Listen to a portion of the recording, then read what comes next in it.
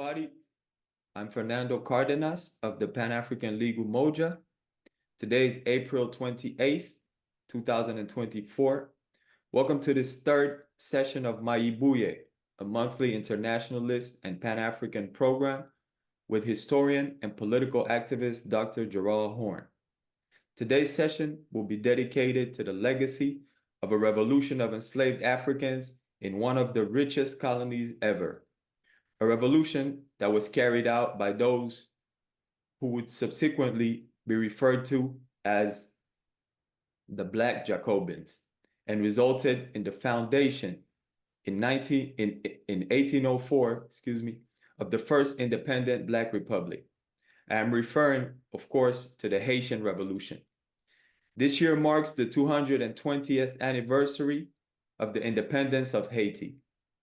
This session is sponsored by the Pan-African League Umoja and the All-African People's Revolutionary Party and Activist News Network. Before introducing our guests, I would like to welcome my co-host, Leonardo Moshe of the All-African People's Revolutionary Party, who's joining us from Johannesburg, South Africa. Hi, Leonardo. Greetings, everybody. Greetings. So today, we are honored and privileged to be joined by a very special guest. Our guest is historian and longtime political activist in anti-racist, Pan-African, and working class struggles. He holds the Morse Professorship of History and African American Studies at the University of Houston. He is one of the most prolific authors of our time.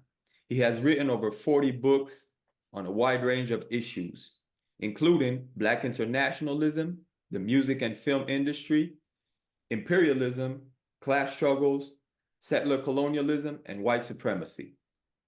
His most recent books include Acknowledging Radical Histories, Conversations with Chris Steele, and I Dare Say, a Gerald Horne reader.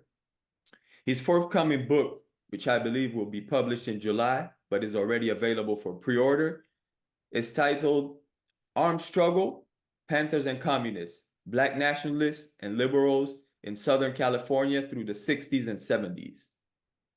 Dr. Gerald Horne is also a permanent guest on the radio show, The Home Report, on diasporic music, which airs on Black Power 96 Radio on Sundays at 3:30 p.m. Eastern Time. He's also the co-producer and host of Freedom Now, a weekly Pan-African internationalist and anti-imperialist program, which airs on KPFK 90.7 FM on Saturdays at 11 a.m. Pacific and can be found at kpfk.org. Both shows replay on Activist News Network YouTube channel. Gerald Horne has received several awards, including the 2021 American Book Award for his book titled The Downing of the Apocalypse, The Roots of Slavery, White Supremacy, Settler Colonialism, and Capitalism in Long 60th Century, and the Frantz Fanon Lifetime Achievement Award, granted by the Caribbean Philosophical Association in 2023. Finally, regarding the topic that will be discussed today, our guest is the author of a book titled Confronting Black Jacobins, the U.S., the Haitian Revolution, and the Origins of the Dominican Republic. Dr. Gerald Horne, thank you so much for joining us today. And thank you for inviting me. It's a pleasure to be with you. And as ever, I'll speak for a few moments and then we can have a discussion about the Haitian Revolution and its implications. The Haitian Revolution unfolding from 1791 to 1804 with that rare event, that is to say, the overthrow of an oppressive, exploitative system by the exploited and the oppressed.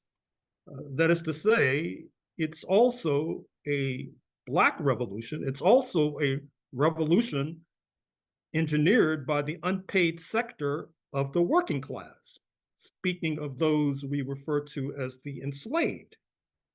It's a profound historical consequence. It does not speak well for those who consider themselves to be revolutionaries, who then or even subsequently did not address its implications.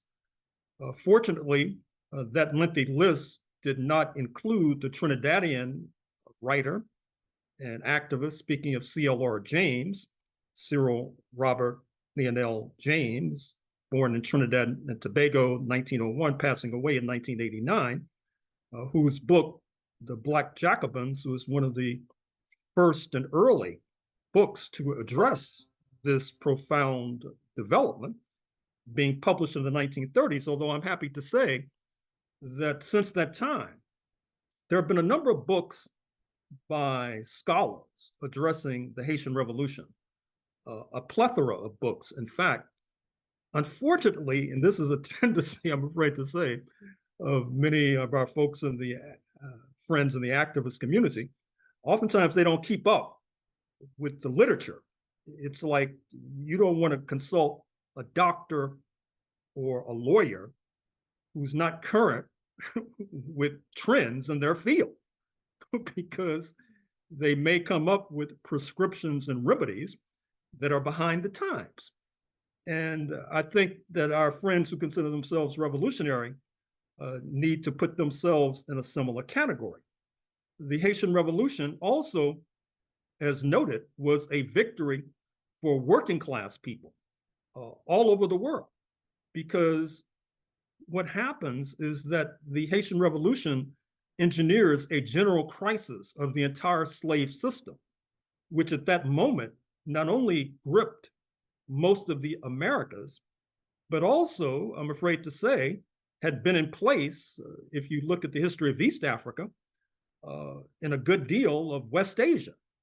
I just finished reading a book on called the Color Black. It's published by Duke University Press. It deals with enslavement of Africans in Iran, which, by the way, is only abolished in 1929, for example.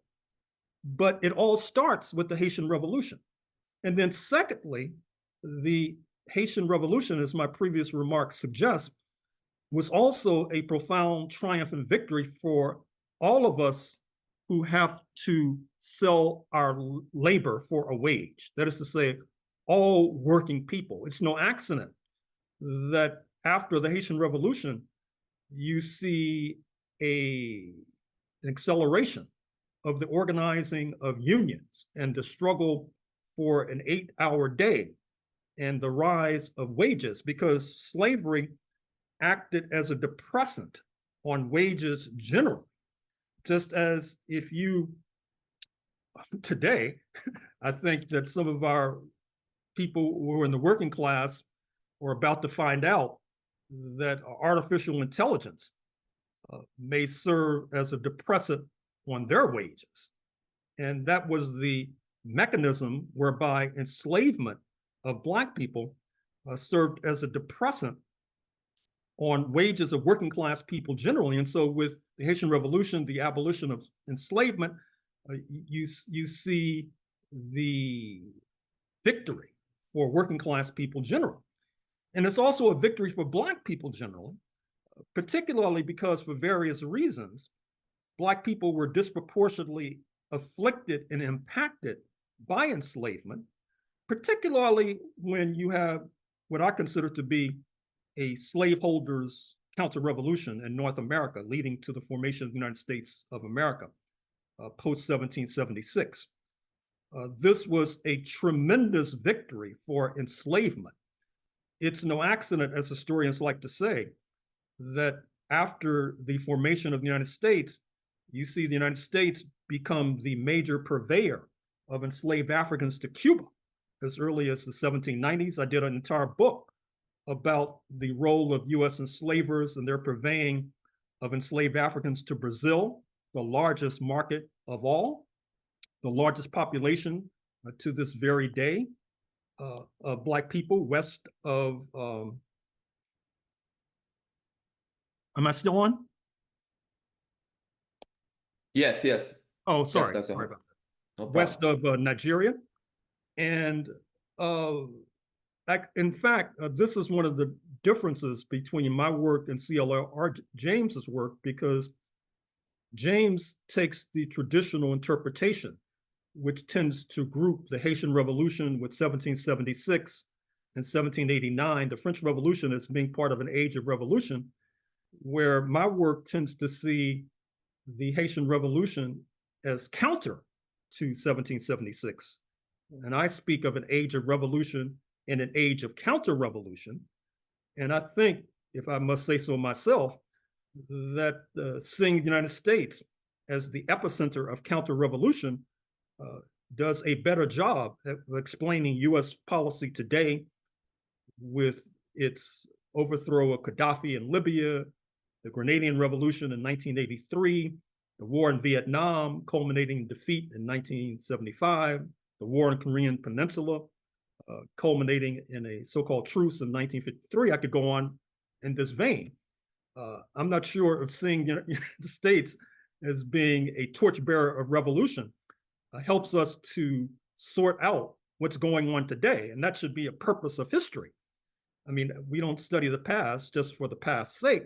We study the past in part because we're trying to understand what's going on today, and we're trying to understand what's going to happen tomorrow.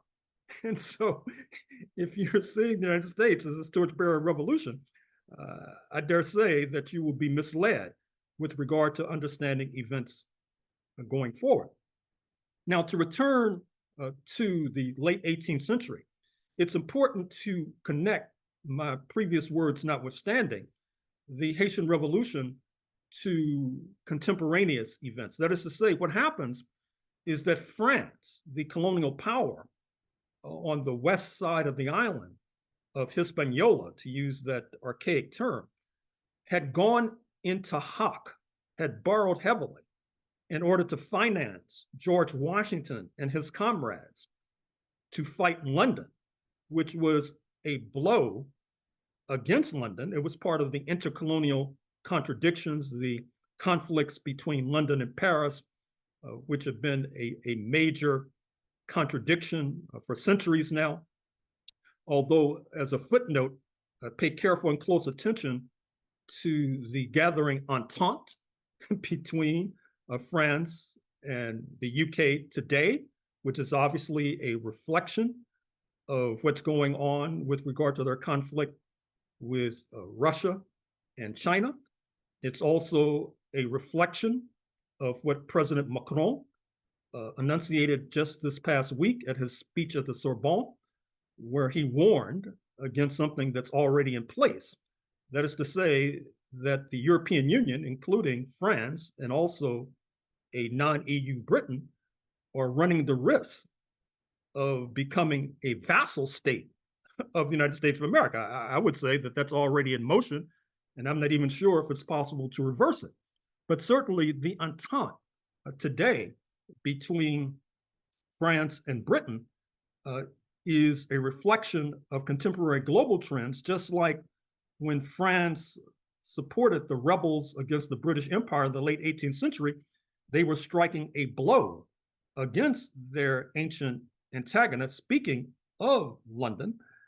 But what happens is that when you borrow heavily, that oftentimes affects your domestic economy. And so as a result of borrowing heavily, the ruling elite in France had to put more pressure on the French working people to pay more taxes, to work longer hours, to be engaged in super exploitation.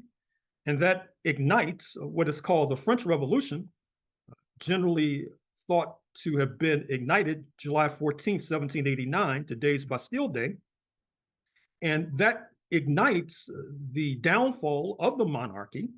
That also leads directly to contradictions in the French Empire as a whole, including in the Caribbean, where as early as 1793, you had seen in France an attempt to abolish slavery as the ripples of 1789 flow forward. But what had happened is that even before 1793, the enslavers had gotten the message from the enslaved that their time on center stage was rapidly expiring. What I mean is that in August 1791, you had an uprising of the enslaved, generally thought to have been sparked by Bookman, who apparently was literate, hence his name, Bookman, and also thought to have been of Jamaican heritage, which raises another theme, which is to say the unity between the Caribbean islands, including Hispaniola, Jamaica, and of course, Cuba, to name a few. So what happens is that with this rapidly spreading revolt of the enslaved, the enslaving class realizes that they have a problem, which leads to an intervention into the island to prevent the revolt of the enslaved from spreading by major enslaving powers, including the UK, which is fought off tremendously by the Haitian revolutionaries, as Napoleon Bonaparte comes to power in France, seeking to stem the tide of the French Revolution. This leads to an attempt by the Napoleonic forces to overthrow and stop the Haitian Revolution. Of course, from the east side of the island, you have the Spanish who act likewise, and diplomatic maneuvers that we could well learn from today. We see the Haitian revolutionaries, and particularly the man who has come to embody the revolution, speaking of Toussaint, are able to manipulate the one external force, one European power against another, leading finally to the triumph of the Haitian Revolution. And like revolutionaries anywhere and everywhere, the Haitian revolutionaries are not shy about seeking to spread their revolutionary gospel. That is to say, that early on, we see that Haitian revolutionaries are blamed for revolutionary outbreaks of the enslaved in the United States, particularly in Virginia, with Gabriel's Revolt, which commences a few years before the triumph of the Haitian revolutionaries, speaking of 1800. You see the same thing with regard to Simon Bolivar, the hero of today's Venezuela, who comes to Haiti for assistance against the Spanish, and the Haitians are able to wring a pledge from him that if they provide assistance, then slavery will have to be abolished in Venezuela. You see that when there is a revolt of the enslaved in Barbados, the enslavers blame correctly the Haitian revolutionaries for helping to ignite that particular revolt as well. And indeed, a major turning point in the history of enslavement of Africans comes as a direct result of the Haitian Revolution triumphing in 1804, because by 1807, London recognizes that the jig is up, that by continuing to bring Africans in chains across the Atlantic, they're only bringing more grave diggers who will be bent and determined to bury the exploitative system, as the saying used to go, creating sugar out of blood, creating sugar for Londoners to sweeten their tea from the blood of enslaved Africans. So by 1807, you see London move to abolish the trade in enslaved Africans. Interestingly enough, the United States the following year does something similar, 1808, because they have a similar notion. That is to say that by bringing Africans across the Atlantic in chains, they're bringing people in a foul mood who are not interested in providing wealth based upon free labor. And so, of course, the United States also moves in 1808 to ban the slave trade, although interestingly enough, historians are coming to the conclusion that when the United States moved to bar the trade in enslaved Africans directly from Africa to the United States, that it does not prevent the United States from continuing to bring enslaved Africans to other societies, as noted, to Cuba, for example, where slavery does not end till the 1880s, or to Brazil, for example, as noted, where slavery does not end till the 1880s.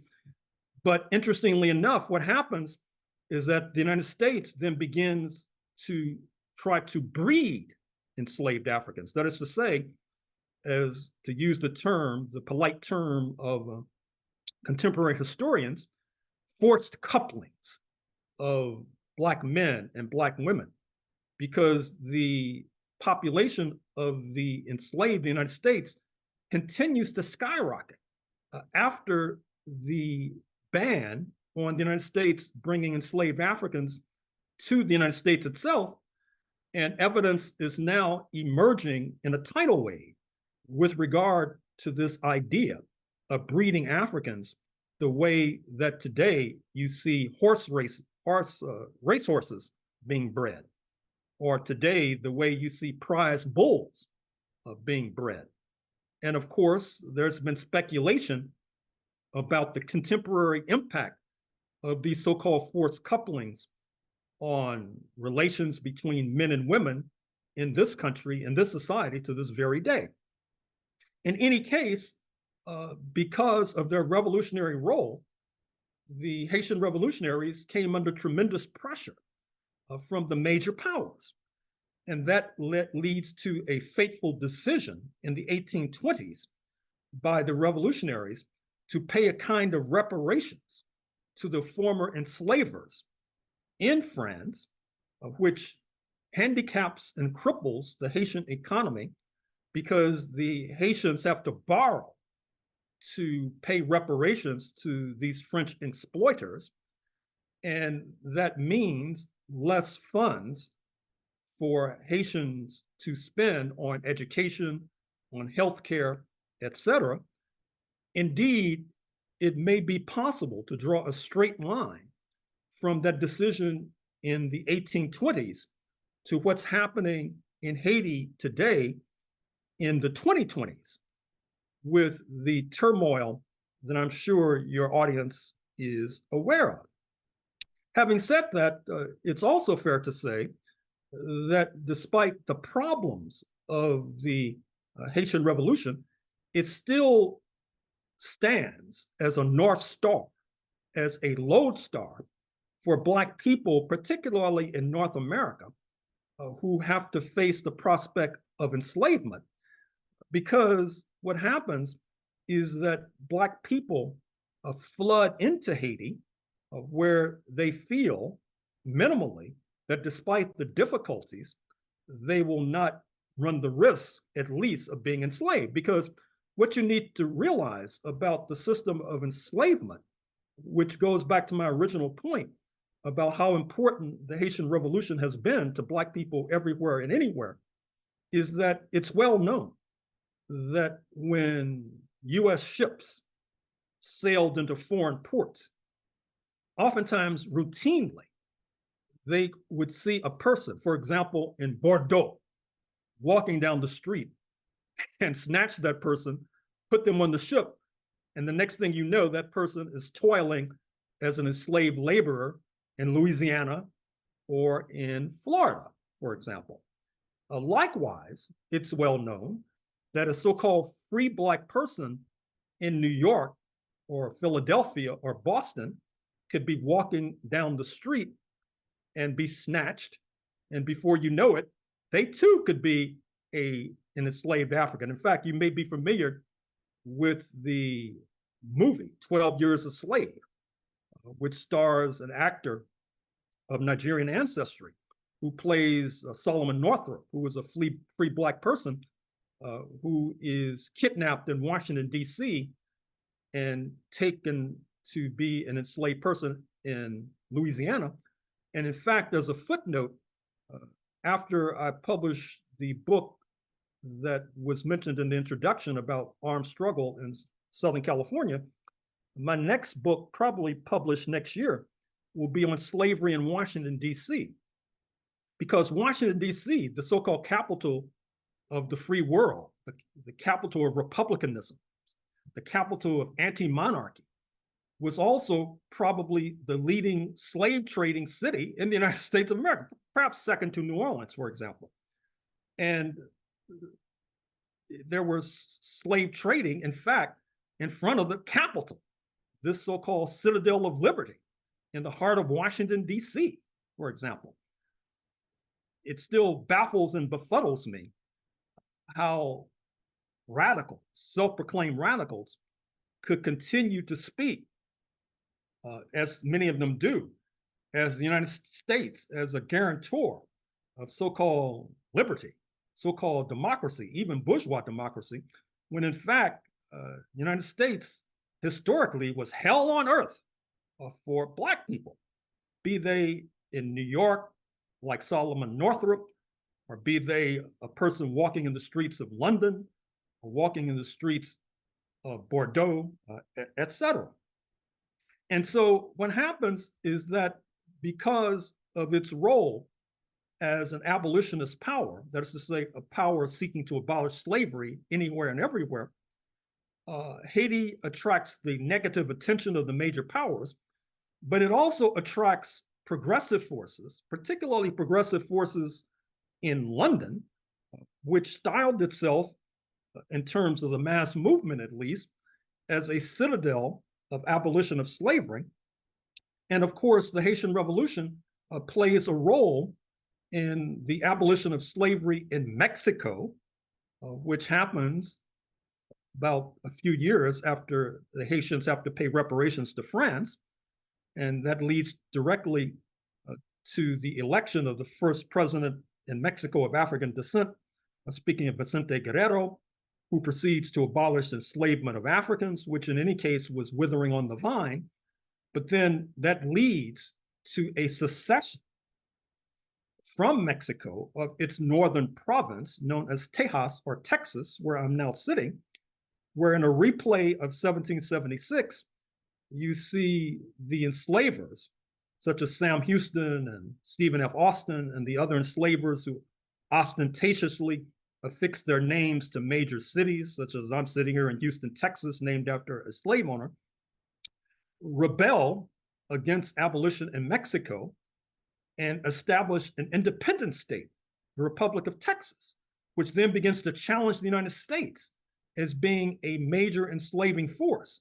And in fact, what happens is that independent Texas, in existence from 1836 to 1845, begins to resume, if you like, the trade in enslaved Africans. Their flag can be found off the coast of Angola, off the coast of Congo, off the coast of Brazil, off the coast of Cuba, and of course, they're smuggling enslaved Africans as well into the United States of America, helping to increase the number of enslaved Africans. And of course, Haiti crusades against this diabolical plan, which obviously brings even more heat on Haiti, culminating in one of the first successful so-called covert actions of U.S. intelligence, speaking of the split from Haiti of the state now known as the Dominican Republic.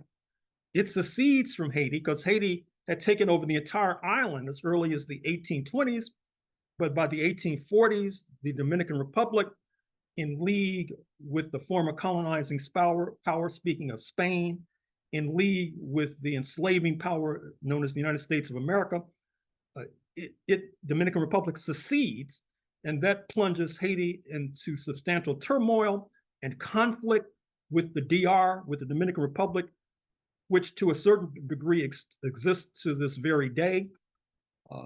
You might have heard the stories about how the DR has thrown up a veritable wall to keep Haitians from fleeing the turmoil on the west side of the island, entering the DR. You might have heard the story about the DR dictator, Rafael Trujillo, who in the 1930s massacres thousands of Haitians in a bloodthirsty massacre, the implications of which we have yet to sort out. You may also know that it leads to a certain kind of demented psychology and sociology in the DR. And I should not limit this to the DR, as you shall soon be able to attest. What I mean is that if you call up on a screen on your computer a picture of the Dominican Republic hero and baseball player, Sammy Sosa, S-O-S-A, and look at a picture of him in 1985 or 1984, and look at a picture of him in 2024, you'll see that he's melanin rich in 1984 and melanin deficient in 2024, a reflection of the fact, an attempt to escape his African background, because of course, we know that historically, as I've just articulated, being African meant that you were liable to be enslaved, you were liable to be equated with an enslaved person. And of course, it led to a centuries-long quest by some, certainly not all, to escape the phenotype of people of African descent, that is to say, being melanin rich. And of course, this has not been very helpful to the creation of class unity or progressive unity on the island or even within the DR itself. However, things begin to turn around to a degree for the Haitian revolutionaries when you see the United States plunged into the US Civil War, 1861 to 1865, with slavery being the cause of the US Civil War.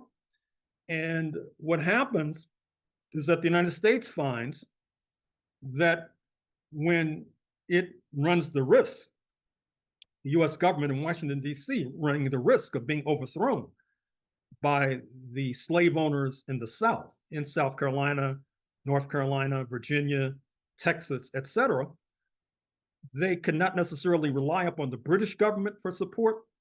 They cannot necessarily rely upon the Spanish for support. They could rely upon the Haitians for support, which means that the Haitian Revolution plays a major role in the abolition of enslavement of the United States itself.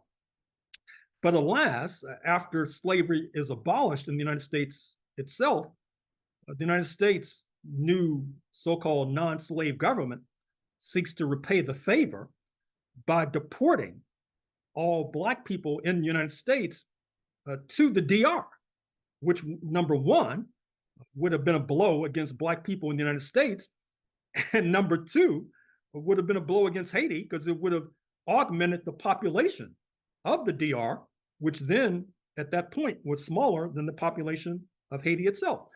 And that rather tawdry episode illustrates another theme I'd like to stress with you, which I'm afraid to say that many of my friends and comrades here in North America have not absorbed to this point, which is that this acceptance of US nationality comes with a price. What I mean by that is that Frederick Douglass, who is widely regarded as the top Black American anti-slavery leader of the 19th century, I'm afraid to say, was cooperative with regard to this insane plan of the United States annexing the Dominican Republic and then having all the Black people in the United States move to the Dominican Republic, because of course, that was a view heavily supported by many in Washington. But let me now turn to a more positive point, because I know that you are interested in hearing such. And I think that if you're looking for a positive point with regard to my words this day, you need look no further than the Haitian Benito Sylvain, Benito-Sylvain, born in 1868, passing away in 1915. But I think it's important to say that Benito Sylvain was an early tribune of what today would be called Pan-Africanism. Not only was he a participant in the early Pan-African Congresses at the beginning of the 20th century, That is to say, these congresses that oftentimes are associated with the Black American leader, W.E.B. Du Bois, who, of course, had roots in Haiti, as his Gallic surname tends to suggest. But it's important to point out that a more important figure might have been Benito Sylvain, not only because he was representing an independent country, that is to say, Haiti, but also he had traveled as far as Ethiopia to get support from Ethiopia, which was, I think it's fair to say, probably the only real independent African nation whose diplomatic maneuvers were able to strike a blow for African liberation. To cite one point amongst many, when Ethiopia is invaded in the 1890s by the Italian potential conquerors, just like Toussaint at the beginning of the 19th century, the Ethiopian government at the end of the 19th century is able to split the European powers by working out arms deals with Russia, which then allows the Ethiopians to beat back the Italian colonizers. Benito Sylvain needs a full and complete biography, at least in English. Perhaps there's one in French that the comrades online can acquaint us with. In any case, despite the busy activity of those like Benito Sylvain, the Haitians, and interestingly enough, the Dominican Republic as well, are not able to escape a US occupation beginning in the World War I era more than a century ago. Once again, the ostensible reason for this US occupation is that Haiti owes money to US banks, a direct result of the ill-fated reparations deal of the 1820s. So the United States takes over the country so it could get its pound of flesh. That occupation continues up until about 1934. I'm happy to say that many Black Americans oppose the occupation of the island and campaigned against the occupation of the island. I'm also happy to say that there is a forthcoming book by the scholar of Haitian descent, speaking of Felix Saint-Louis, I believe his name is. Anyway, he's at University of California at Irvine, which talks about this internationalism of the Haitians, which incorporated support from Black Americans. One of the leading figures in his work that you should acquaint yourself with, I would group him with Benito Sylvain and Toussaint in terms of a Haitian hero that we need to be acquainted with. I'm speaking of Jacques Roumain, Roumain, who is a Haitian radical, a Haitian Marxist, a Haitian communist, a Haitian novelist. I would recommend his novel, Masters of the Dew, which is a pillar of Pan-African literature. Interestingly enough, he also spends considerable time in Mexico. And once again, the relations between Haiti and Mexico is worthy of further elaboration and study. Now, I'll deal with recent decades in Haiti in a sweeping manner, in a summary manner. What I mean is that with the Cuban Revolution of 1959 and the coming to power of Fidel Castro, Che Guevara, Raul Castro, etc., you see that the United States begins to lean on Haiti and begins to interfere even more aggressively in Haitian internal affairs in order to establish in Haiti a kind of beachhead against the Cuban Revolution. This is a bulwarking of the dictatorship of the Duvalier clan, Papa Doc and his son Baby Doc, who fortunately a few decades ago are driven out of power, leading to the rise of Lavalas and the former priest Aristide, who in turn are driven out of office not least by US interference.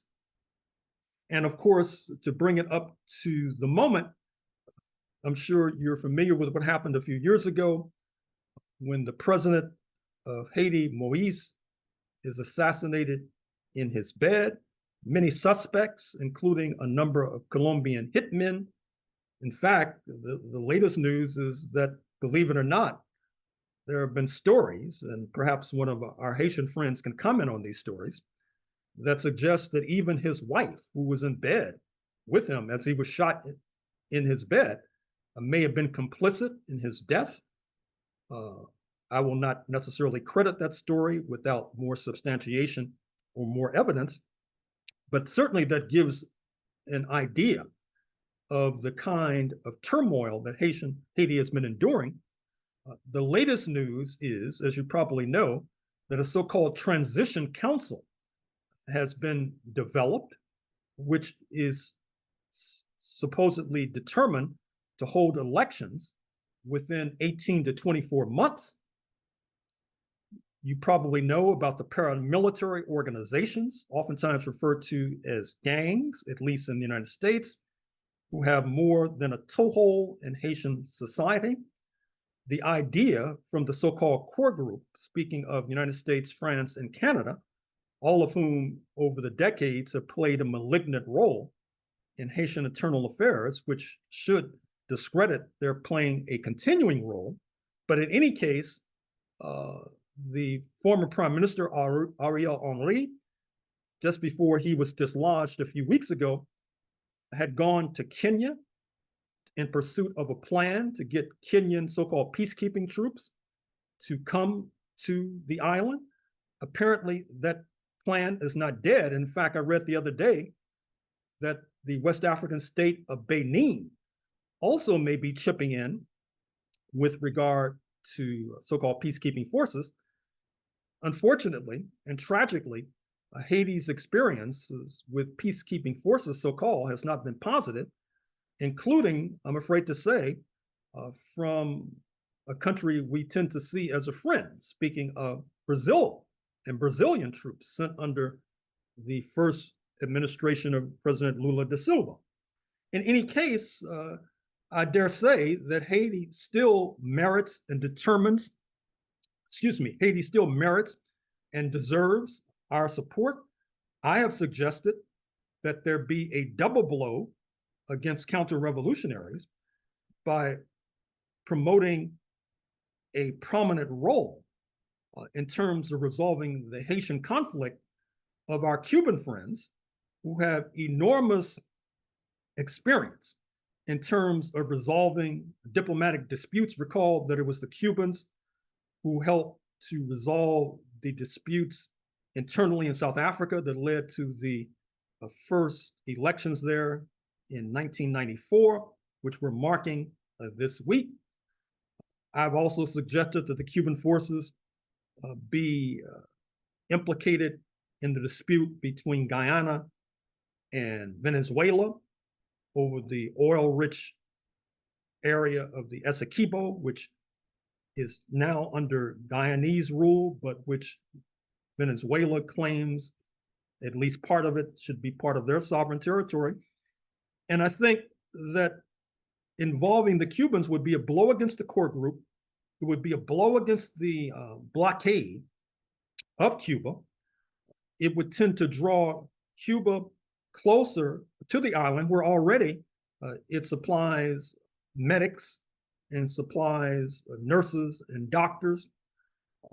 It would also be a reflection of what I see taking place in the world today, to return to the Macron speech at the Sorbonne just a few days ago, which is that as we speak, there is a subtle paradigm shift taking place with the eclipsing of the North Atlantic countries plus Japan, the so-called Group of Seven, and the rise of the BRICS, Brazil, Russia, India, China, South Africa, soon to be joined by Egypt, Ethiopia, Saudi Arabia, UAE, and Iran, perhaps joined thereafter by Algeria and Indonesia. And what better way to mark the eclipsing of the North Atlantic pirates than by putting a further nail in their coffin by involving the Cubans in terms of resolving a problem that the North Atlantic pirates helped to foment in the first instance, speaking of the French, by enslaving Africans in what is now Haiti, leading directly to the Haitian Revolution, 1791 to 1884, and of course, the United States of America, which carried the torch of exploitation, not only post-1804, but throughout the 20th century, as noted, by occupying the island, by supporting Papa Doc and Baby Doc, by undermining Lavalas, and now continuing to interfere in Haitian internal affairs. What better way to mark their eclipsing by going back to the struggle that helped to establish their preeminence, that is to say, the struggle against enslavement, the struggle on their part for enslavement, and of course, this would also be yet another blow on our behalf, speaking of the progressive movements of the United States and of the North Atlantic countries of Africa and the Caribbean as well. Thank you for your attention. Thank you for that very interesting introduction, Professor Horne. We're going to start with this question. Is you've touched on a few interesting points. On the title of your book on the Haitian Revolution, confronting Black Jacobins, I interpreted the title as a reference or a tribute to another book titled The Black Jacobins, Toussaint Louverture and the San Domingo Revolution, initially published in 1938 and written by Trinidadian historian, journalist, and revolutionary activist C.L.R. James. Prof, could you tell us more about the importance of C.L.R. James's book on the historiography of the Haitian Revolution and also how it influenced your own work on Haiti? Well, first of all, a correction. The scholar from Irvine, whose name I was trying to recall, is Felix Jean-Louis, and you can put his name into a search engine and become acquainted with his work, which I recommend, particularly his work on Jacques Roumault and Benito Sylvain. With regard to James's work, of course, like many, I read the book years ago, found it particularly moving and informative. It's a book that I have learned from when trying to write my own book. But as I said in my opening remarks, my book does not have as much of a benign view of the United States of America as James. And to be fair, the view that James articulated was not his alone. As you know, until quite recently, even amongst those who consider themselves to be revolutionary, there's been a positive outlook towards 1776, despite the fact that we've known for decades that after the triumph of the slave owners, that slave owners led the United States of America before the Civil War, disproportionately, particularly slave owners from Virginia, such as George Washington, Thomas Jefferson, James Madison, James Monroe, John Tyler, etc., or lackeys of the slave owners, such as Martin Van Buren, James Buchanan, etc. We've known for centuries about the role of U.S. enslavers in depositing enslaved Africans in Cuba and Brazil. So what this should tell you is that history is not static. I mean, if history were static, there would be no job for revolutionaries who seek to write history, because that would mean that everything has already been done, which would be ludicrous. It would be, as I said, as if doctors say, I don't have to study any more medicine because what I learned in 1968 will carry me forward. Or it would be as if biologists say, why are you studying DNA? Doctors before 1953 had never heard of DNA. So what makes you study DNA? I mean, the whole concept is ludicrous. And so history marches on, because what happens is that as life marches on, we come to new levels of consciousness. Although I'm still waiting for my friends on the left in the United States to come to some sort of consciousness as to why, if the United States was such a great leap forward for humanity, why are we staring down the barrel of fascism right now? I mean, what's the connection? I mean, where did we go wrong? They don't have an explanation. People like myself try to put forward an explanation, which is that it's a mistake to see the triumph of slaveholders as a great leap forward for humanity. It might have been a great leap forward for poor Europeans who could get off the boat and get land stolen from Native Americans, and with a little bit of luck and a lot of pluck, could get Africans to work for them for free. Okay, fine. But don't try to give me this how was the establishment of the United States of America a great leap forward for the indigenous nations who had their land taken and who were liquidated and subjected to genocide?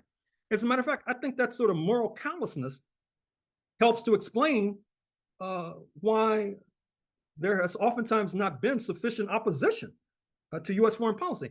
To give you a point that I was just articulating this morning, I was talking with some friends and comrades about the outbreak on campuses concerning Israel's genocide in Gaza.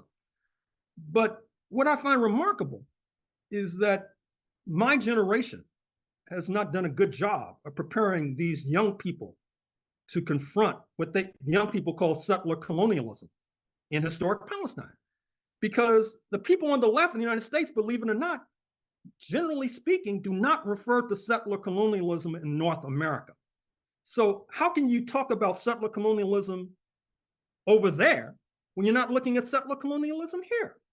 It's either hypocrisy, a double standard, moral blindness, moral obscenity.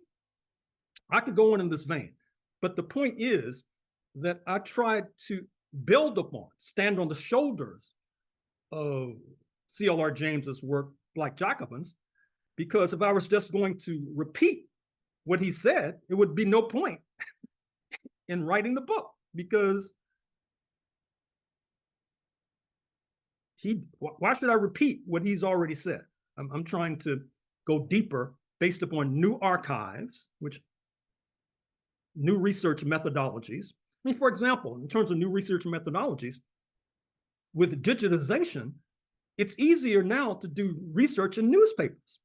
I mean, previously, during C.L.R. James's era, you had to oftentimes go into a library and turn the page of old dusty newspapers which were crumbling in your fingers. And then when I first got involved in history, you would have to look at microfilm machine, and get a pain in your neck as you were staring for hours at these images going across the screen. With digitization now, you have a few keystrokes and you can come up with all manner of information because of the digitization of newspapers. You don't necessarily have to travel. You could do it from your living room, from your bedroom. And so we should realize that just like technology proceeds, just like science proceeds, that this has knock-on effects with regard to the study of history, making it possible for historians to dig deeper, to come up with new revelations, new insights, and certainly not to just mimic what other historians have done. Thank you for that, Prof. Horne. Definitely understood your points made there.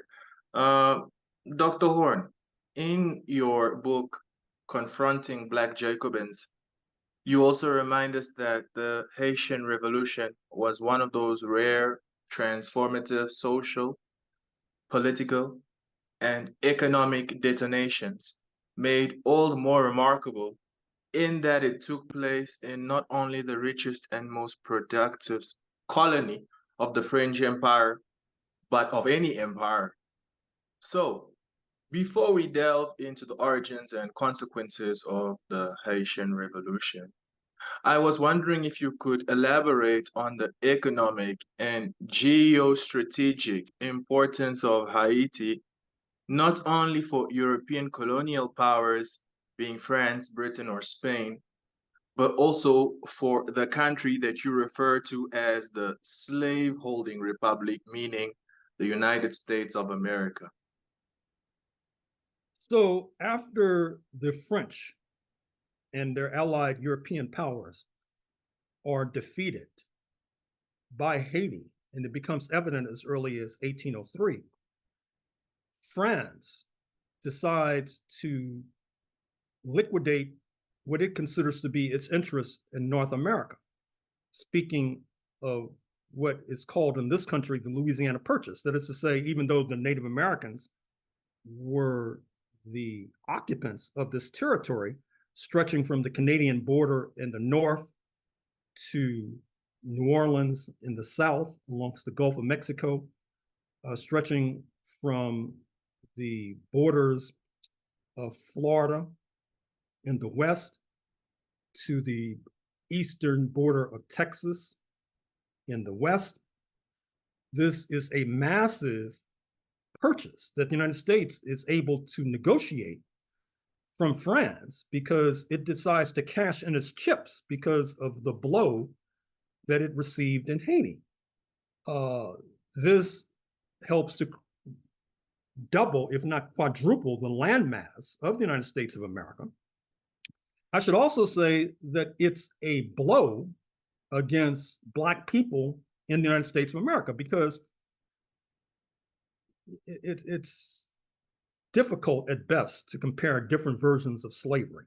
They're all bad. However, it's fair to say that under French slavery and Spanish slavery, there was more room for a free Black population.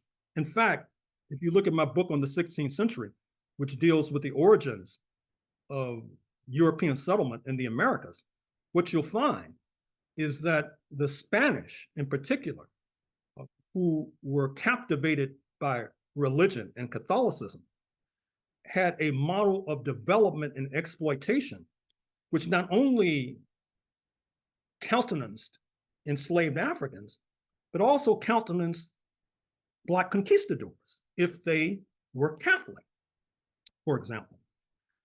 What happens is that in the context of contestation between the Protestant powers, speaking of London in the first instance, and the Catholic powers, the Protestant powers were scrappy underdogs. They needed as much manpower as they could muster to confront the Catholic powers. You may know that in 1588, the monarchy in London was barely able to escape being overthrown by invading Catholic forces.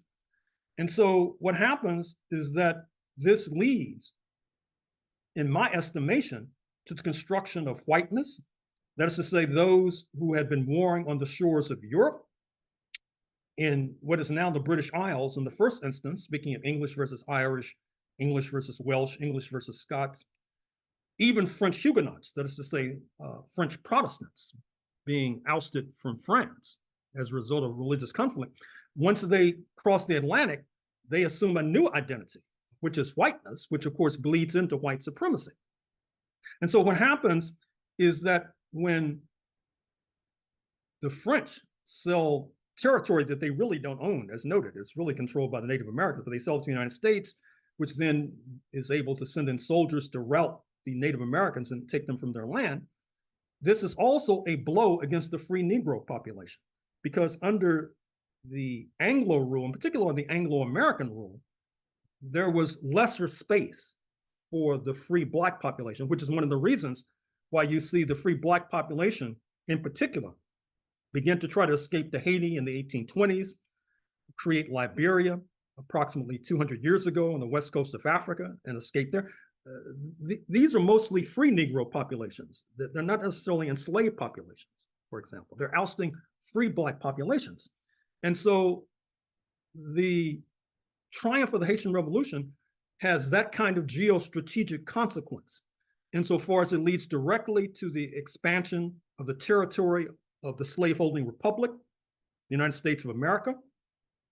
It leads to further oppression and exploitation of the free Negro population, many of whom begin to flee to Haiti, to Liberia, to other parts of the world, including, by the way, to places like Hawaii in the South Pacific. And that would be my summary response to your question. Thank you. Thank you for that, Dr. Horne. I have somewhat of a two-part question here. I believe you kind of touched on this, but what were the main internal and external geopolitical factors that triggered the Haitian Revolution starting from 1793? And what were its main achievements for the formerly enslaved populations of Hispaniola? Well, the main achievement, of course, is the abolition of slavery. Now, of course, that does not necessarily mean paradise, because other forms of exploitation continue, to put it mildly. But it's also a blow against the slave trade, as I articulated, with regard to compelling Britain to move away from the slave trade. It also leads to an expansive definition of Blackness, which is probably still in place today, I would say, at least in the United States, in the sense that the Haitian Constitution redefined Blackness.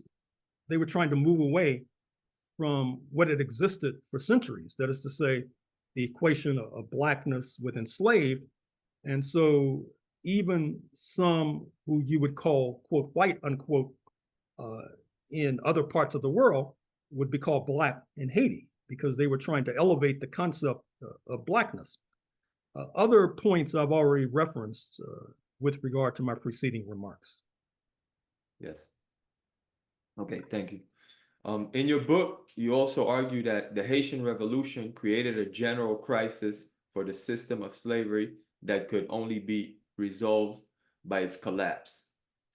Could you please describe the impact of the Haitian Revolution on enslaved Africans, not only in the North America, but also in Spanish, French, and British possessions in the Caribbean, Central, and South America? Well, as I suggested, the Haitian Revolution had knock-on effects with regard to abolition of slavery and slave revolts in Venezuela and Barbados and Virginia. I could have mentioned other episodes, for example, with regard to the Denmark-Vesey revolt in South Carolina approximately 200 years ago, where Denmark-Vesey was a free Black sailor who had sailed in and out of Haiti. And apparently the plot was to free the enslaved in South Carolina and then hop on boats and move en masse to the Caribbean. Alert listeners might note that my concept of the general crisis is a direct outgrowth of the idea of the impact of the Bolshevik Revolution, which it used to be said led to a general crisis of capitalism. Now, of course, after the collapse of the Soviet Union in 1991, many retreated from that concept. But I think it's still valid, because I think what we're seeing today, if you pay attention to history, is that in order to subdue the Soviet Union 50 years ago, there was a deal cut with China on an anti-Soviet basis, which led to massive foreign direct investment into China, which has now created this juggernaut. You just saw that both the Secretary of the Treasury and the equivalent of the Foreign Minister of the United States in Beijing trying to twist the arm of the Chinese, which I think is a fool's errand. Number one, they're trying to get them to turn against Russia. And so, but what they're basically saying to China is, turn against Russia to make it easier for us, the United States, to overthrow you, which is lunacy on the first order.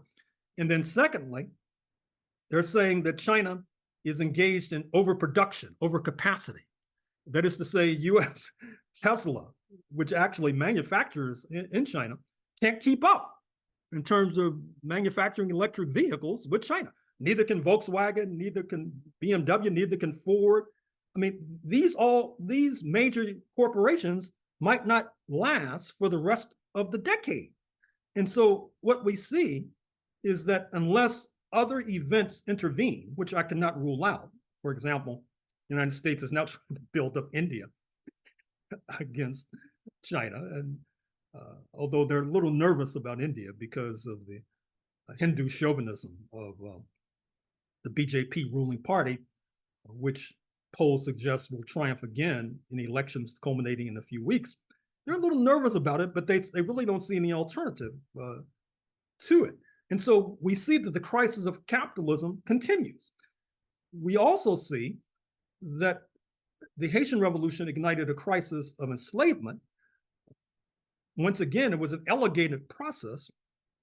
Abolition of slavery in Haiti, let's say at the latest by 1804, but then there's zigzags because in other French possessions such as Guadeloupe and Martinique, you had had the abolition of slavery at the same time, but then slavery made a comeback, which I think that those of us who are descendants of the enslaved should pay attention to. And then it had to be abolished again in 1848, 1849.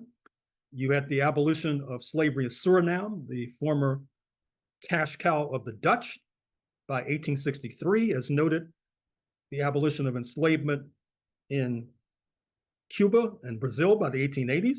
I mentioned at the top the abolition of slavery, the East African slave trade, to places like Iran by 1929. And so it's an elongated process. And to repeat, history is not static. That comment I made a moment or two ago about those of us who were descendants of enslaved needing to realize that. I mean, slavery could make a comeback. But I still think, and I still maintain, that it's going to be difficult. It won't be easy. And because of that difficulty and lack of ease, we owe an eternal debt of gratitude to the Haitian revolutionaries.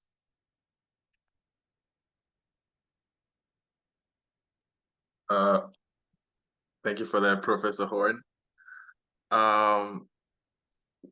Moving forward, we'd like to ask you if you could describe how the revenge of former slaveholding countries, a process that African-American scholar Carl Anderson refers to as white rage, was unleashed upon Haiti since the early days of the revolution. In other words, how did colonial and imperialist powers try to undermine the Haitian Revolution? Well, just as there's been a blockade against revolutionary Cuba since 1959, there was something similar directed against Haiti. But the major blow, as I said, was reparations, so-called, the 1820s payout to the former enslavers who had been deprived of their private property. In that regard, I would also point to the detachment of what becomes the Dominican Republic in the 1840s from Haitian jurisdiction. That was a mighty blow against the Haitian Revolution. The occupation, 1915 to 1934. The support for the Duvalier clan in the middle part of the 20th century until the latter point of the 20th century. The continuing interference in Haitian internal affairs, as noted through the so-called core group of 2024. And so, sadly and tragically, our antagonists have long memories. They don't tend to have amnesia. They tend to have memories, as the saying goes, as long as that of an elephant. And they have those long memories because they want to punish forevermore any so audacious as to revolt against their tyranny. And they want to do that because they want to set an example for others today who want to revolt against their tyranny. They want you to think that they will pursue you to the end of the earth. They'll pursue you to the gates of hell until they exact their revenge. And I think that some of us understand that, which is why we adopt the slogan of eternal vigilance. And I think that our Cuban friends understand that. And I'm trust and I hope that many of us will follow their example. Wow, very deep words, Prof. Prof, I'd like to move us to the next question. In your book, you also describe how Haitian revolutionaries sought to take advantage of the contradictions between colonial and imperialist powers. Yes, and employ internationalist tactics to consolidate the gains achieved by the revolution. How successful were these strategies? Well, once again, let me start off by drawing an analogy with the United States. Some folks on the left of the United States, they have this term. If you're not familiar with it, good for you, because I think it's a worthless term. The term is campism. That is to say that as a Black person, I should not seek to ally with an anti-imperialist camp. I guess that means I should be left to the tender mercies of these white supremacists and fascists and neo-Nazis in North America and not seek external assistance, which is ludicrous because even so-called superpowers feel that they have to make alliances with external forces and join camps. I mean, the United States joined the Soviet Union in 1941 to fight their mutual antagonists in Nazi Germany, for example. The United States formed NATO, North Atlantic Treaty Organization, in 1949, co-opted the Western European nations and Canada to confront the socialist camp. But supposedly Black people in the United States, we can't join a camp, I guess. So in other words, the left is telling us that we should be defenseless, which makes us easier to mow down, which is bloodthirsty at best. Likewise, the Haitians, as noted, the reason they were able to prevail was that they were taking advantage of the contradictions between Britain and France, which I spent a few moments talking about even today with regard to the apparent reconciliation between Britain and France, between Macron and Rishi Sunak. They tried to isolate the Spanish in particular, who they saw as public enemy number one. And fortunately for the Haitians, the Spanish were probably weaker militarily and politically than the British and the French, because recall that the Spanish are trying to keep a lid on their empire. Mexico effectively is able to escape their jurisdiction as early as 1810. A few years after that, you see with Haitian assistance, Venezuela escaped their assistance. And of course, by giving aid to Venezuela, as noted, the Haitians were not only seeking to strike a blow in favor of abolition of slavery in Caracas, but they were also trying to weaken the Spanish Empire, which they saw as Spanish as public enemy number one. And once again, I think we study history, at least I study history, in order to gain appropriate lessons. And I think today, one of the weaknesses of our movement is not drawing the appropriate lessons for history. I mean, when you read my book on the Panthers, for example, which will be out in a few weeks, one of the things that should grab your attention was their diplomatic efforts were really terrible. I mean, if I were grading it, I'd give it a D, for example. I hope that translates.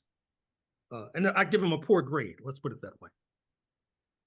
And if you are an oppressed group in the belly of the beast in North America, your grade with regard to international affairs, if you are determined to survive, should be a good grade. It should be an A or at least a B.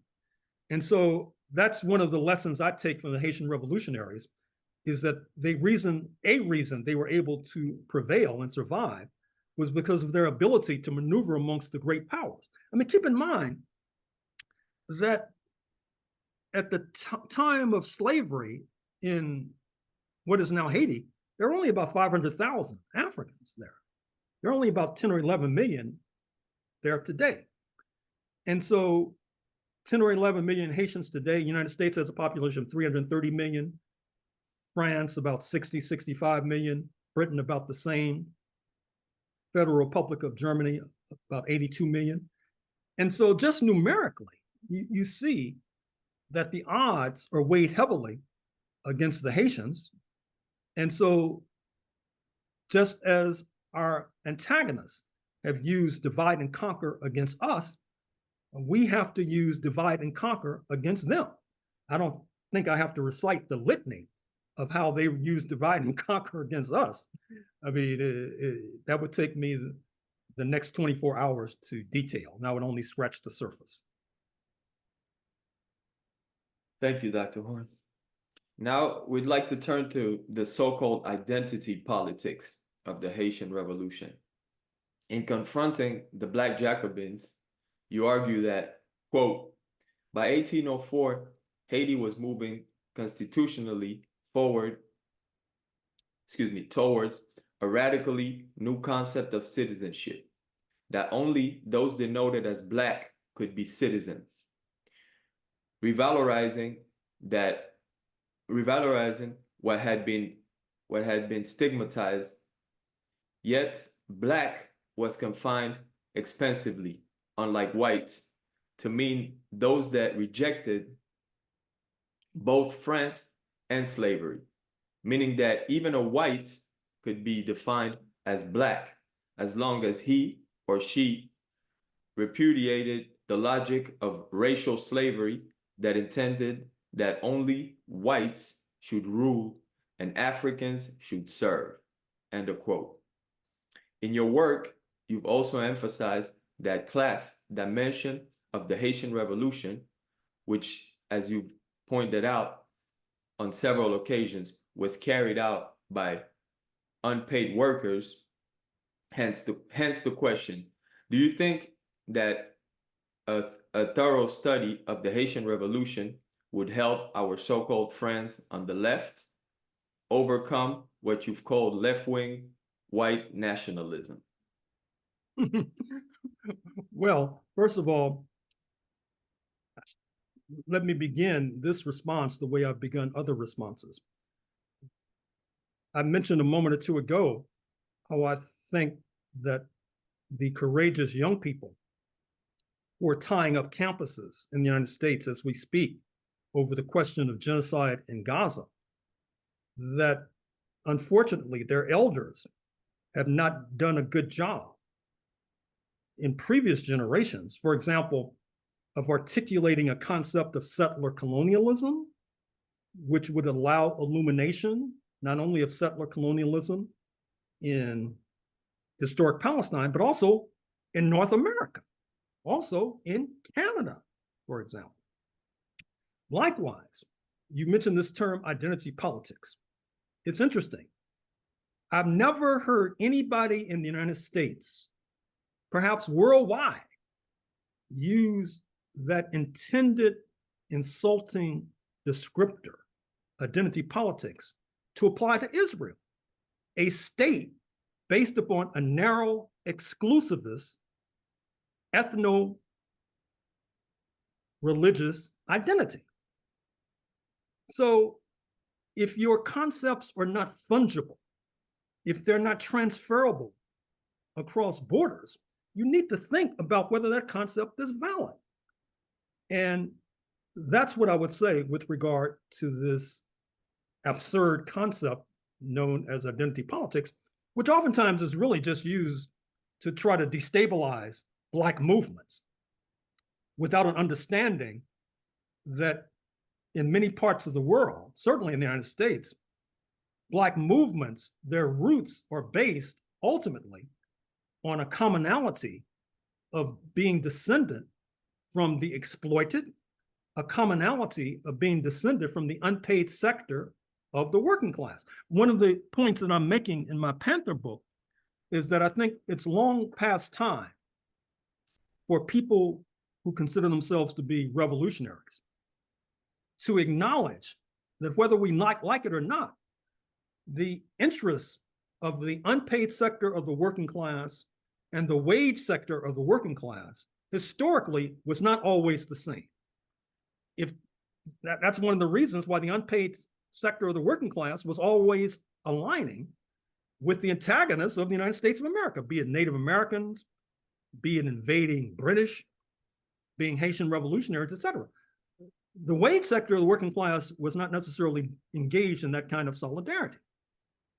The other concept that I've raised, and this is something that younger generations are going to have to carry forward, and I'm going to have to examine and articulate. It's possible to suggest, and I say this in the Panther book, that the very concept of republicanism, by republicanism, let's reduce it to anti-monarchy, because of course, republicanism, you could say, was inaugurated when the monarchy was overthrown in London in North America post-1776.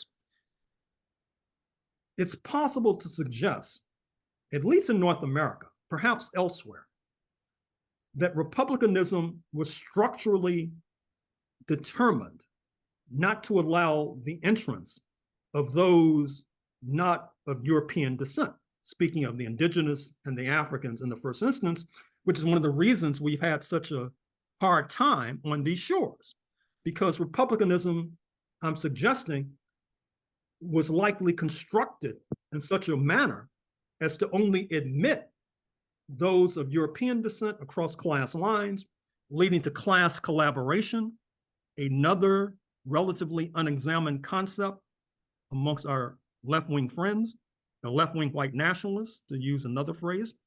Somehow they rarely examine class collaboration, which we know that class struggle is oftentimes the other side of the coin of class collaboration.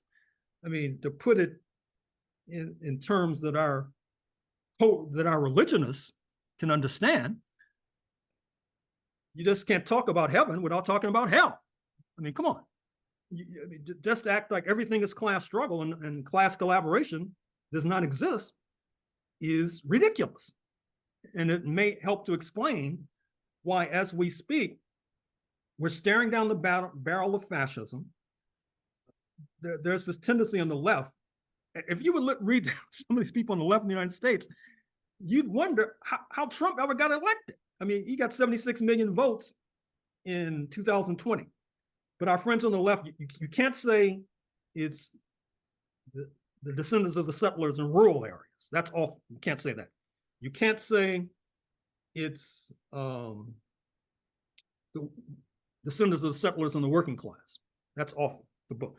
So I guess you have to say that the only people you can say voted for Trump are people who are billionaires, but they're not 76 million billionaires in the United States. I mean, come on, please. Mathematically, that doesn't make any sense. The numbers don't add up. I mean, anyway, let me stop here because I'm only winding myself up. Appreciate it. So your book on Haiti covers the 19th century and ends with U.S. failed attempt to annex Haiti and the Dominican Republic. However, in the 20th century, the U.S. did carry out quote-unquote successful invasion of Haiti and eventually occupied the island for almost 2 decades. During the Cold War, the U.S. also backed the tyrannical regimes of Francois Papa Doc and Jean-Claude Baby Doc Duvalier. In 1994, a US-led coalition intervened in Haiti to uphold democracy, quote unquote, uphold democracy, following a coup that overthrew Jean-Bertrand Aristide. The same Aristide would eventually be overthrown in 2004 by a US and France-backed coup. Could you please explain the rationale behind those foreign interventions and the consequences for Haiti for Haitian political institutions and society? Well, I've dealt with that in part in my opening remarks, so I'll Absolutely. just elaborate briefly. With regard to Aristide, and one of the points that I have not mentioned is that historically, particularly in the 19th century, the United States wanted a naval base in what is now Haiti, sort of a complementing Guantanamo, which is a naval base the United States illicitly controls in Cuba to this very day, where it deposits prisoners from all over the world. And of course, there's been loose talk that if Mr. Trump comes back to power, some of us may wind up in Guantanamo, sadly and unfortunately. So that's part of the U.S. interest in Haiti. Another part, of course, is economic exploitation. You probably know that a popular sport in the United States is baseball. So it's a sport that's, to put it simply, is played with a ball about this size. A significant percentage of the baseballs are manufactured in Haiti with cheap labor. So cheap labor with regard to textiles, with regard to baseballs, is an important part of the political economy of Haiti. And it was feared that the coming to power of Aristide and the Lavalas movement would upset traditional arrangements, economic arrangements, not only with regard to manufacturing, but with regard to agriculture as well, that it would set a negative example for the rest of the Caribbean. And so he had to go. And he did go.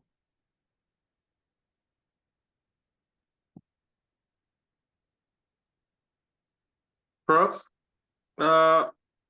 in 2010, Haiti was devastated by an earthquake that killed hundreds of thousands of people.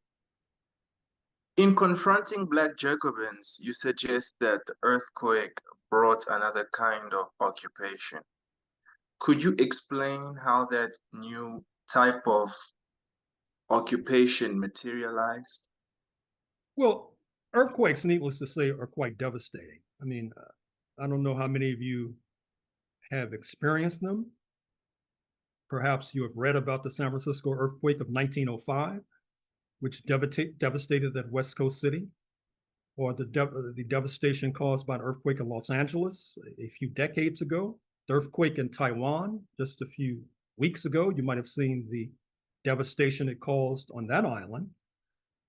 But what happens is that in these aforementioned countries, oftentimes because of earthquakes, there are architectural standards by which one constructs buildings, which allows for an easier recovery.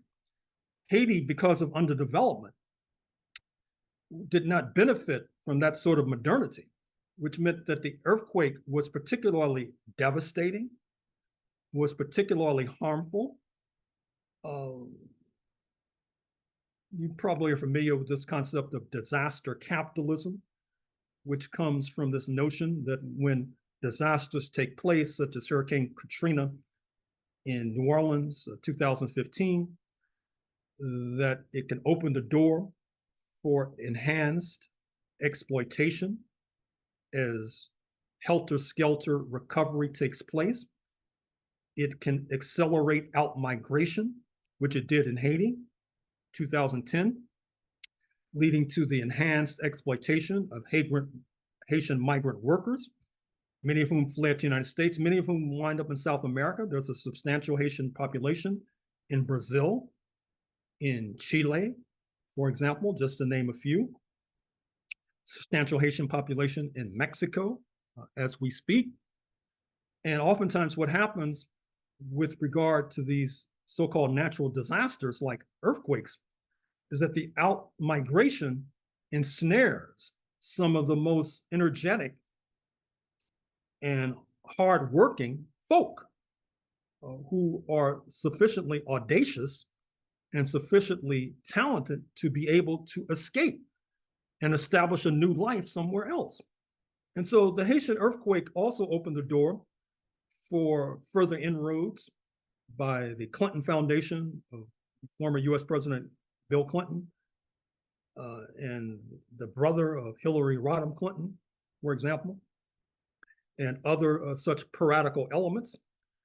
So it's difficult to underestimate the significance of the 2010 Haitian earthquake in terms of explaining and explicating problems that Haiti continues to endure as late as 2024. Yeah. All right, Prof.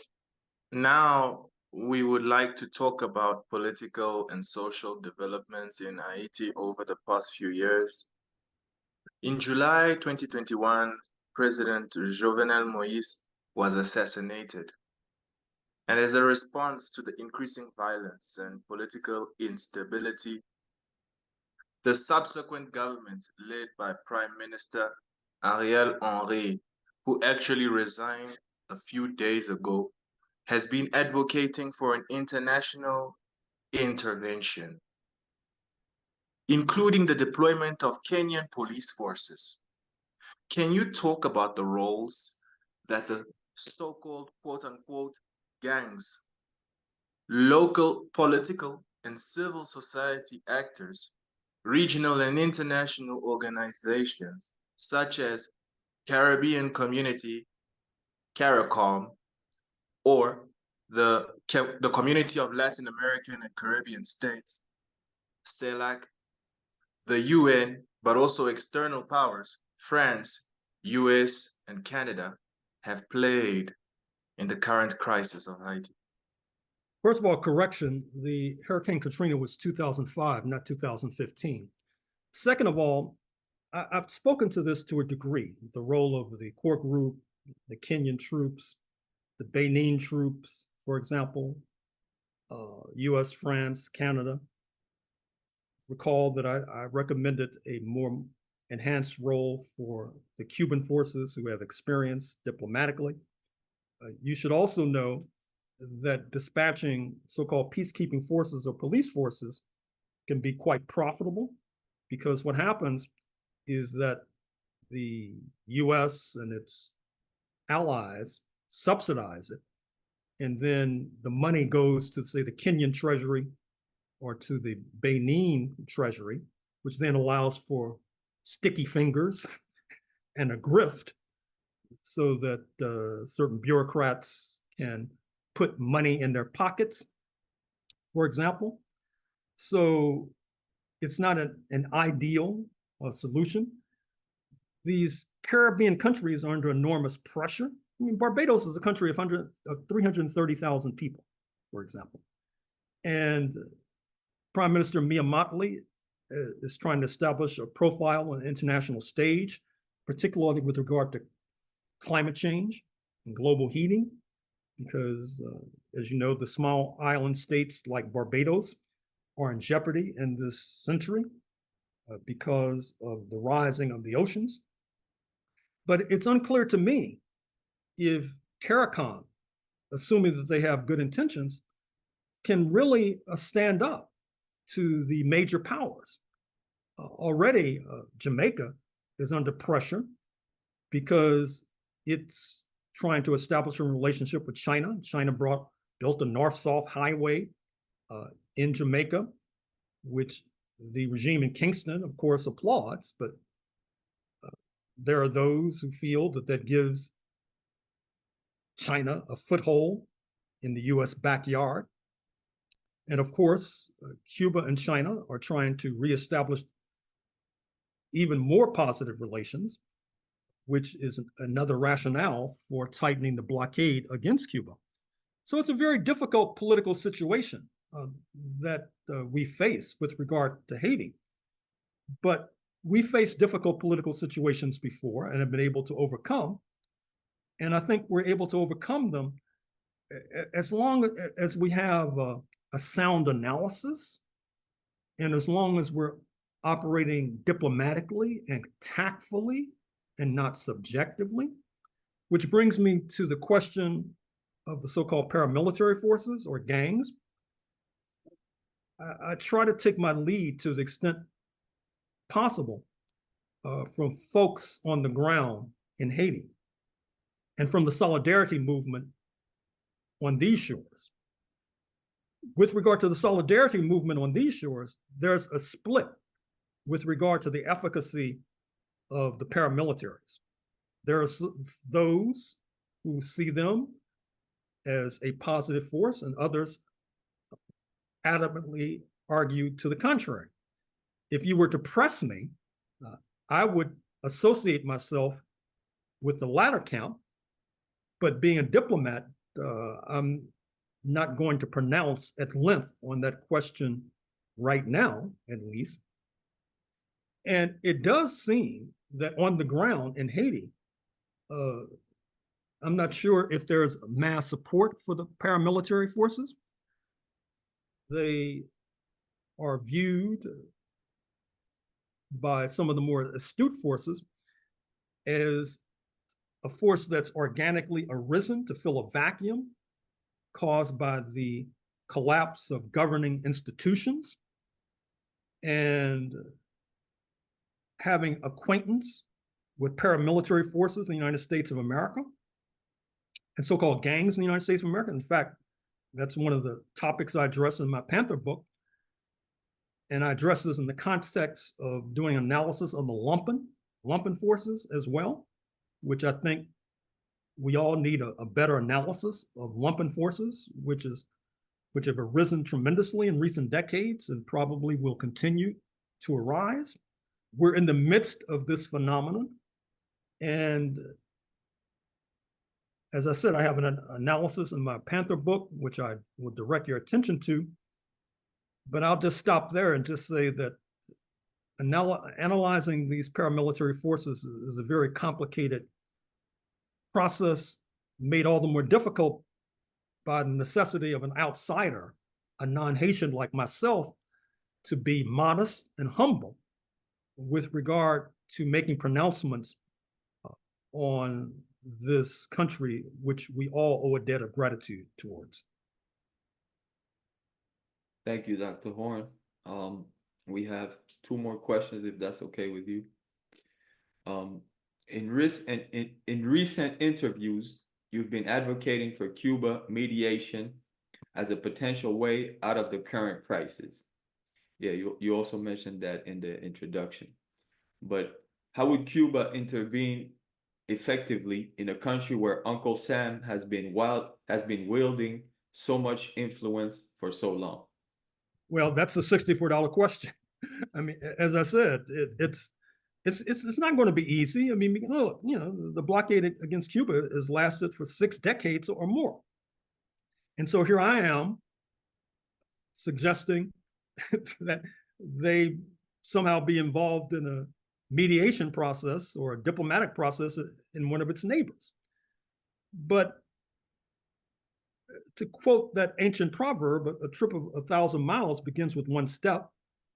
And I think that in terms of this 1,000-mile journey towards breaking the blockade against Cuba and assisting our Cuban friends and comrades, assisting our Haitian friends and comrades, I think that at some point we're going to have to act upon our perceptions being that the core group is not acting in the best interests of Haiti, that by having the core group involved in Haitian affairs, it's like asking the pyromaniacs and the arsonists to battle fires. I mean, they're constitutionally incapable of doing so. And so if that is our perception, we should begin to act on that perception, which means that our mass groups and mass organizations should be lobbying in Washington, D.C., in New York at the United Nations, at the Organization of American States in Washington, D.C.,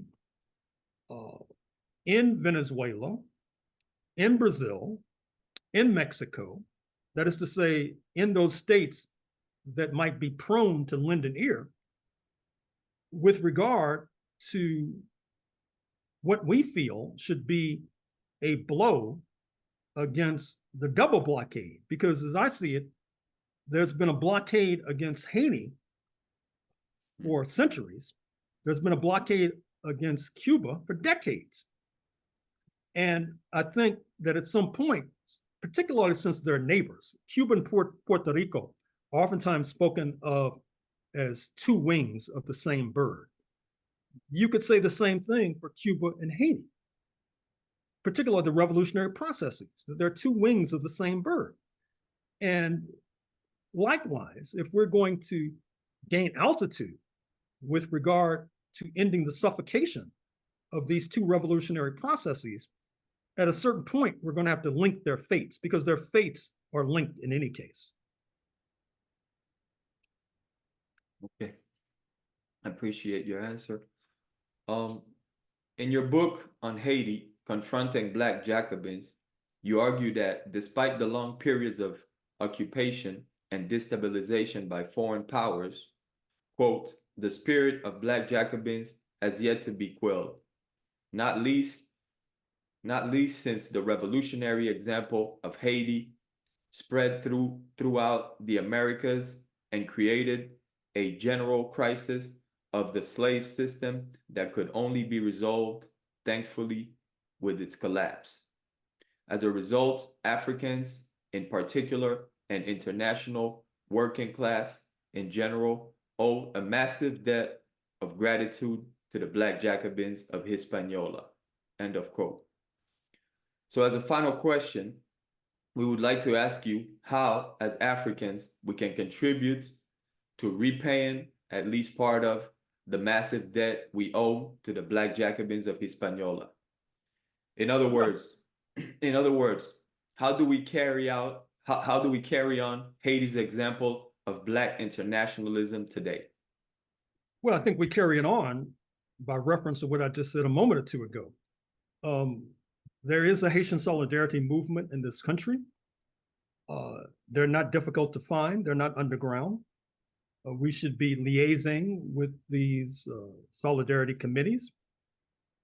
We should undoubtedly be liaising with regard to lobbying the elected officials.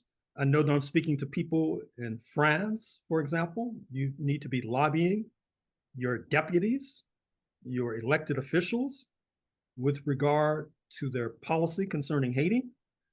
Likewise, I know that when President Aristide was ousted from Haiti, he wound up in South Africa.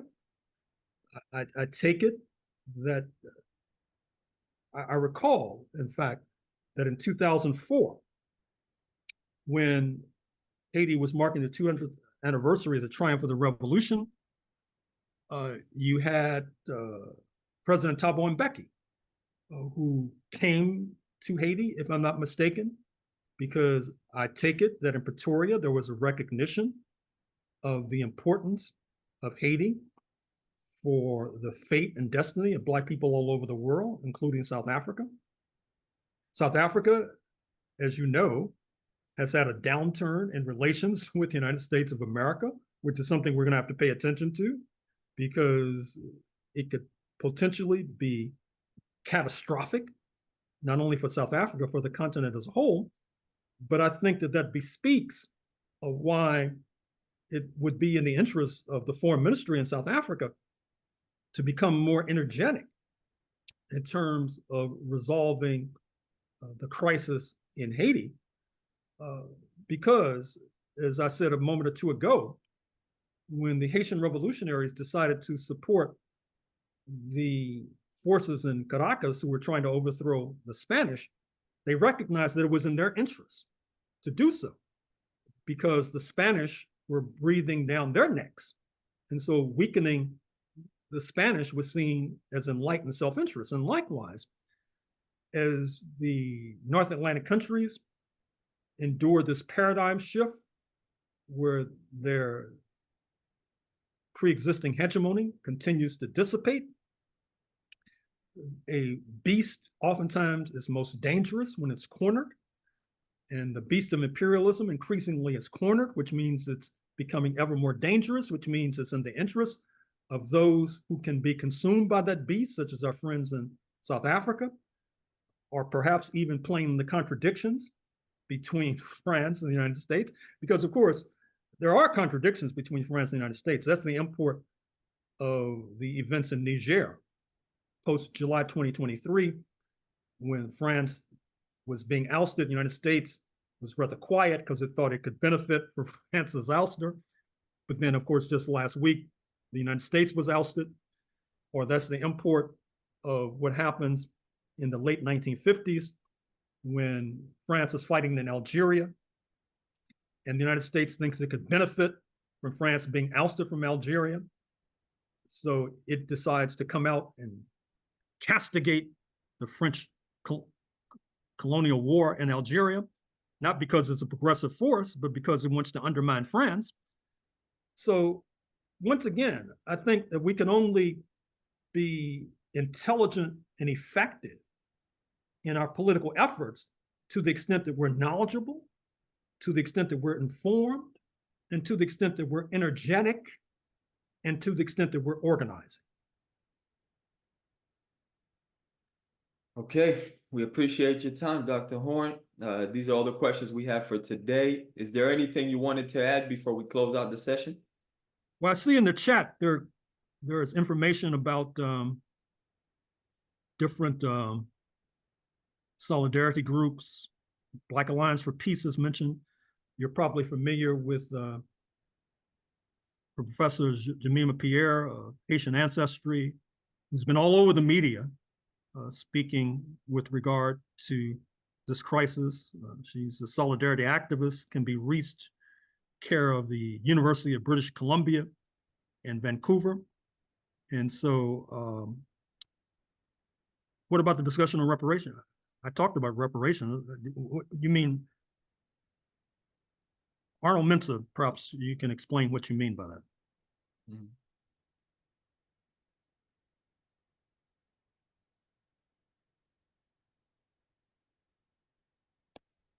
Steve, Arnold Mensah,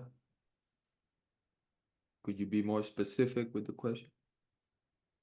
Do you mean, am I in favor of reparations, or reverse, reparations to the descendants of the enslaved in North America, a movement that's proceeding? I've spoken at length and written at length about that. But just to summarize, you must have come in late. The idea of financial debt imposed by France was the centerpiece of my entire lecture. And I will not impose upon the audience that's been here for the entire session by restating what I said an hour ago.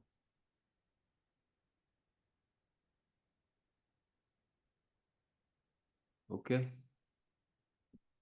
Anything else, Dr. Horne? No, I think that's it. Okay. But more globally, okay, whatever. Yeah, no, I think that's it. All right, I appreciate you. Once again, we'd like to thank Dr. Gerald Horne for joining us today. We're looking forward to talking to you next month for the 4th session of Mayibuye, which will be dedicated to South Africa from the early days of European colonization to the election of Nelson Mandela in 1994. We will also discuss the upcoming general election in South Africa that will be held on May 29th. So thank you very much. Good luck to you.